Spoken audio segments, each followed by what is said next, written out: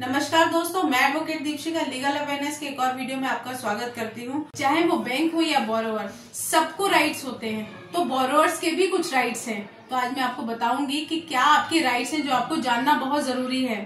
अगर कोई भी रिकवरी एजेंट आपके पास आ रहा है, उससे पहले आपको उसकी इन्फॉर्मेशन होनी चाहिए या आपको पता होना चाहिए आपका राइट है। आपको ये भी पता होना चाहिए कि अगर वो आ रहा है तो आप उसके अंडर प्रोटेक्टेड हैं, आपको अवेयरनेस है।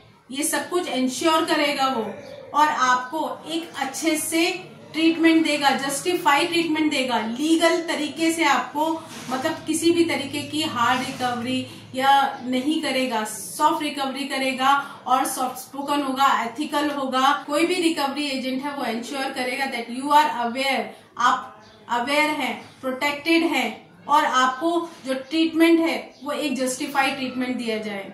सेटलमेंट के लिए क्या प्रोसेस है वो भी बताने का राइट है।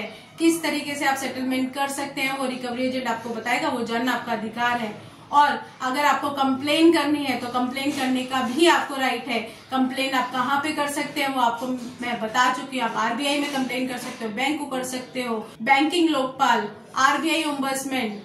अगर वहां से भी नहीं होता तो आप लीगल हेल्प भी ले सकते हो, आप कोर्ट में भी जा सकते हो। आपको ये जानने का भी अधिकार है कि आपकी टोटल आउटस्टैंडिंग की क्या डिटेल्स है, क्या इंटरेस्ट और पेनल्टी लगाई है। अगर किसी भी तरीके से आपके ईसीएस मैंडेट का मिसयूज हो रहा है या फिर ईसीएस ऑथराइजेशन का मिसयूज हो रहा है तो उसको भी आप स्टॉप करा सकते हो। अगर आपको सेक्शन 25 के नोटिसेस रेपिटेशन में आ रहे हैं, हैरासमेंट करने के लिए आ रहे हैं, तो आप उसको भी स्टॉप करा सकते हो, ये भी आपका अधिकार है। आप ईसीएस मैंडेट रिपोर्ट जो होती है उसके लिए भी रिक्वेस्ट कर सकते हैं, अधिकार है आपको इसका। कोई भी टर्म्स एंड कंडीशन जो आपको नॉलेज में नहीं है, आपको पता नहीं है, आपके एग्रीमेंट के बियॉन्ड है, आपको उसको जानने का भी अधिकार है।